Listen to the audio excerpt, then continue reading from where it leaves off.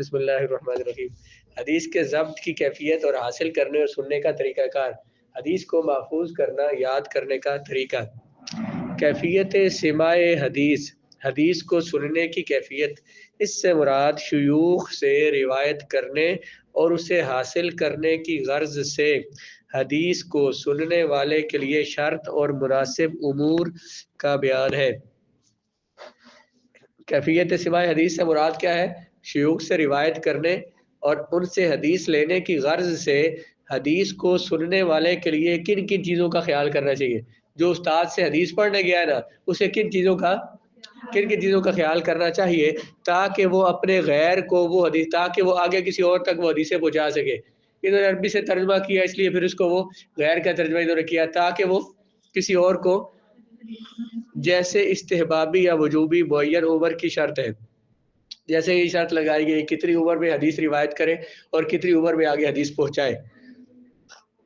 کیا کیفیت سماع حدیث کا مطلب کیا ہے؟ کہ شیوخ سے، اساتذہ سے حدیث روایت کرنے اور اس سے حدیث حاصل کرنے کی غرض سے حدیث کو سننے والے کے لیے کیا کیا شرائط ہے، اس کو کیسے لینا چاہیے۔ تحمل اور حصول حدیث سے مراد حدیث کو اساتذہ فن سے لینے اور حاصل کرنے کے طریقوں کا بیان ہے۔ تحمل حدیث کا لفظ عام طور پر اردو میں بولا جاتا ہے۔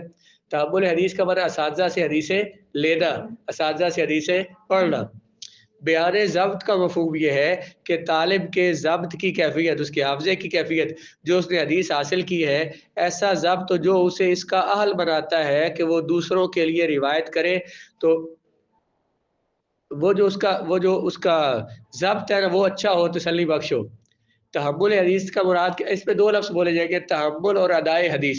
تحمل یہ ہوتا ہے استاد سے حدیث سننا، ادائے حدیث کا مطلب حدیث آگے پہنچانا۔ اب جو حدیث استاد سے سنے گا تو حدیث سے سننے کو، حدیث لینے کو کیا کہتے ہیں؟ تحمل، حدیث کو لینا، برداشت کرنا۔ پھر اسے یاد کرے گا، ظاہر ہے صرف لکھنے پر اکتفا تو نہیں رہا، یاد کرنا اصل ہے، حافظہ اصل ہے۔ اور ضبط اس حدیث کو یاد کرنا اور آگے پہنچا دینے کو کیا کہتے ہیں؟ ادائے حدیث۔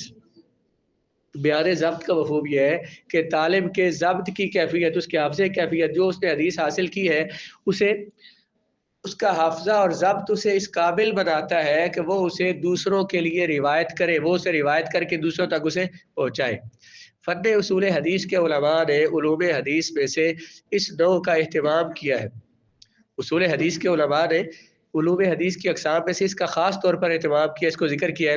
اس کے لیے قواعد و ضوابط اور شرطیں ایک عمدہ، باریک اور دقیق شکل میں بتائی ہے اور مقرر کی ہے، اور حدیث کو لینے کے طریقوں کے درمیان تمیز کیا، فرق کیا ہے، اور انہیں کچھ مرتبوں میں تقسیم کیا ہے۔ ان میں سے کچھ مرتبے دوسرے مراتب سے قوی ہے۔ علوم حدیث کے علماء نے کیا کیا ہے؟ حدیث لینے کے قواعد و ضوابط، قاعدے مقرر کیے ہیں، حدیث پڑھنے کے قواعد و ضوابط اور شرطیں مقرر کی ہیں، اور پھر حدیث لینے کے مختلف طریقے بیان کیے ہیں۔ ان طریقوں میں فرق ہے اور ان میں سے بعض طریقے دوسرے بعض طریقوں سے زیادہ قوی ہے۔ کچھ طریقے دوسرے طریقوں سے کیا کیا علماء حدیث نے؟ حدیث لینے کے لیے قواعد و ضوابط اور شرطیں مقرر کی ہیں۔ وہ شرطیں جو ہیں وہ مختلف شرائط ہیں، اور ان میں سے ہر شرط ان میں ایک دوسرے سے مختلف اور قوی ہے۔ یہ ان کی طرف سے رسول اللہ کی حدیث کے اہتمام کے لیے تاکید کے طور پر ہے۔ یہ انہوں نے حدیث لینے کے لیے جو شرطیں لگائی ہیں وہ اس لیے لگائی ہے تاکہ رسول اللہ کی حدیث کو لینے کا پورا اہتمام کیا جائے۔ اور حدیث کو لینا بہت اہم کام، اہتمام کا مطلب اہم کام، حدیث پڑھنے کی اہمیت کو بیان کرنے کے لیے انہوں نے ایسے کیا ہے، تاکہ اور ایک شخص سے دوسرے شخص تک منتقل ہونے کی اچھائی ہے، تاکہ مسلمان حدیث کے پہنچنے کے طریقے پر مطمئن ہو اور یقین کرے کہ یہ طریقہ انتہائی سلامتی والا اور دقیق طریقہ ہے۔ یہ ترجمہ جو ہے نا، ترجمہ کرتے ہوئے جس نے بزرگوں نے ترجمہ کیا ہے، آخر میں جہاں کے کچھ لفظی ترجمہ کرتے جا رہے ہیں، تو یہاں تک جو بات ہم نے پڑھی ہے وہ کیا ہے بلا؟ علماء نے شرائط مقرر کی ہے، اور شرائط جو ہے وہ اور مختلف طریقے ہیں ان کے، اور ان میں سے بعض شرائط دوسری بعض شرائط سے قوی ہے۔ اور یہ انہوں نے کس لیے کیا ہے؟ حدیث کی اہمیت کو بیان کرنے کے لیے کہ حدیث کو نقل کرنا اور حدیث کو آگے پہنچانا بہت اہم علم ہے۔ ہر بندہ جس انداز میں مرضی حدیث سنے اور آگے پہنچاتا ہے، اس طرح نہیں ہوگا۔ لیکن یہ جو شرائط ہے، یہ شرائط تب تک تھی ان محدثین کے لیے تھی جو کہ حدیث زبانی یاد کرتے تھے۔ جب حدیث کتابوں میں آ گئی، اب ہم وہاں سے حدیث پڑھتے آگے سنا دیتے ہیں۔ اگرچہ نیک متقی ہونا عادل ہونا وہ جو جتنی شرائط ہے وہ جو انسان کے نیک ہونے کے لیے وہ تو سب کے لیے شرط رہے گی. کوئی جتنا نیک متقی ہوگا تو اتنی اس سے آگے حدیث روایت کرنے والے اس سے حدیث پڑھنے والے انہیں فیض زیادہ ملے گا. لیکن جو اصل میں جو شرائط ہے وہ ان محدثین کے لیے اس وقت تھی جب تک کہ وہ کتاب لکھ رہے تھے. اور اس سے پہلے مثلا رسول اللہ سے صحابہ سے لے کر تو امام بخاری تک امام مسلم تک یہ جو محدثین تھے ان کے لیے شرائط یہ مقرر کی گئی تھی. اور ان میں سے جو ان شرائط پہ پورا اترتا تھا انہوں نے کس انداز میں حدیثیں لی تھی ان شرائط کو دیکھا جاتا ہے. جب ہمارے پاس حدیث آ گئی تو مثلا امام بخاری سے ہم ان کی کتاب سے پڑھ رہے ہیں تو امام بخاری سے اساتذہ ان کے استاد یہاں تک کہ صحابہ اور تابعین تک جو ہے ان میں یہ شرائط دیکھی جائے گی کہ ان میں انہوں نے کیسے حدیث لی تھی, ان کے لیے کیا کیا شرائط مقرر کی گئی تھی. کیا تحمل حدیث کے لیے اسلام اور بلوغت شرط ہے؟ تحمل حدیث استاد سے حدیث لینے کے لیے کیا بالغ ہونا اور مسلمان ہونا شرط ہے کہ اگر نابالغی کی حالت میں کوئی حدیث پڑھے یا مسلمان نہیں تھا اس وقت اس نے رسول اللہ کی کوئی بات سن لی اور اسے آگے روایت کر سکتا ہے یا نہیں؟ کب سنی اس نے؟ جب مسلمان نہیں تھا یا ابھی تک نابالغ تھا اس وقت اس نے حدیث سنی ہے تو کیا اس حدیث کو آگے روایت کر سکتا ہے یا نہیں کر سکتا؟ اس ضمن میں صحیح قول یہ ہے کہ حدیث پڑھنے اور لینے کے لیے اسلام مسلمان ہونا اور بالغ ہونا شرط نہیں ہے, لیکن حدیث کی آگے ادائیگی کے لیے تحمل حدیث کے لیے مسلمان ہونا بالغ ہونا شرط نہیں, لیکن ادائے حدیث کے لیے شرط ہے. حدیث آگے پہنچانے کے لیے حدیث کس سے قبول کی جائے گی؟ جو مسلمان ہوگا اور جو بالغ ہوگا. اسی بنیاد پر مسلمان بالغ کی روایت قبول ہوگی جو اس نے اسلام قبول کرنے سے پہلے حاصل کی تھی یا بالغ ہونے سے پہلے حاصل کی تھی, لیکن بلوغت سے پہلے روایت لینے کی صورت میں راوی کا باشعور ہونا یہ شرط لازم ہے. ابھی تک بالغ نہیں ہوا, تحمل حدیث اس کا جائز ہے. روایتی حدیث تو جائز نہیں ہے لیکن تحمل حدیث اس کے لیے بھی یہ شرط ہے کہ وہ بالغ ابھی تک نابالغ ہے, بالغ نہیں ہوا لیکن کم از کم اسے جو پتہ ہو کہ وہ کیا کرے. تمیز شرط ہے, اچھے اور برے میں تمیز, غلط صحیح میں تمیز, کہ وہ جو بات بیان کر رہا ہے وہ صحیح بیان کر رہا ہے, صحیح اور غلط میں تمیز اسے ہو. اور یہ اس لیے کہا گیا ہے کہ حدیث کے حاصل کرنے کے لیے بلوغت شرط ہے. یہ بھی کہا گیا کہ حدیث کو حاصل کرنے کے لیے بالغ ہونا شرط ہے, لیکن یہ قول صحیح نہیں ہے کیونکہ مسلمانوں نے صغار صحابہ کی روایات کو قبول کیا ہے, جیسے حضرت سیدنا امام حسن, امام حسین, حضرت عبداللہ بن عباس. جب حضور کا وصال ہوا ابھی یہ بالغ نہیں تھے, 6 سال 7 سال 8 سال 10 سال کی عمریں تھی. اس زمانے میں جو انہوں نے حدیث بیان کی تو محدثین کو لے رہے.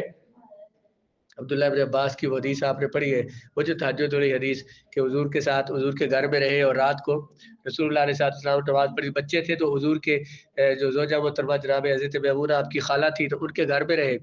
تو وہ انہوں نے جو واقعہ بیان کیا ہے سرکار کے نماز تہجد پڑھنے کا تو وہ بچپن کا بیان کیا ہے. تحمل حدیث کب ہوا؟ بچپن میں. اور حدیث وہ انہوں نے آگے پہنچائی جب بالغ ہونے کے بعد. تو تحمل حدیث کے لیے بالغ ہونا شرط نہیں ہے لیکن تمیز ہونا شرط ہے. ان کی روایات کو لیا جاتا ہے بغیر فرق, اس بات میں فرق کیے بغیر کہ انہوں نے بلوغت سے پہلے روایت لی تھی یا بلوغت کے بعد لی تھی. سماع حدیث کی ابتدا کرنا کس عمر میں مستحب ہے؟ کس عمر میں حدیث پڑھنا حدیث سننا شروع کر دینا چاہیے؟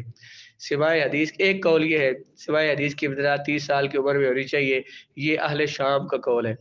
ایک قول یہ ہے کہ 20 سال کی عمر میں حدیث پڑھنے کی ابتدا کرے. وہ جو محدثین ہیں جن کے لیے شرط ہے, جو حدیثیں آگے جو رجال پہ بحث ہوتی ہے جن کا میں نے بیان کیا, امام جو محدثین ہیں جنہوں نے کتابوں میں لکھی ہے ان سے پہلے کے جو محدثین تھے ان کے لیے 10 سال کی عمر میں ابتدا کرے, یہ اہل بصرہ کا قول ہے. اخیر زمانوں میں درست بات یہ ہے کہ سماع حدیث میں جلدی کرے جب کہ ان میں سماع کی اہلیت پیدا ہو جائے, حدیث کے سننے کی اہلیت پیدا ہو جائے تو پھر جتنا جلدی ہو سکے حدیث پاک پڑھے, کیونکہ حدیث مبارکہ آپ کتابوں میں محفوظ ہے, آپ کتابوں میں لکھی جا چکی ہے. اس وجہ سے اب جتنا جلدی اس میں حدیث سننے کی سمجھنے کی اہلیت جب آ جائے تو حدیث پاک پڑھ سکتا ہے.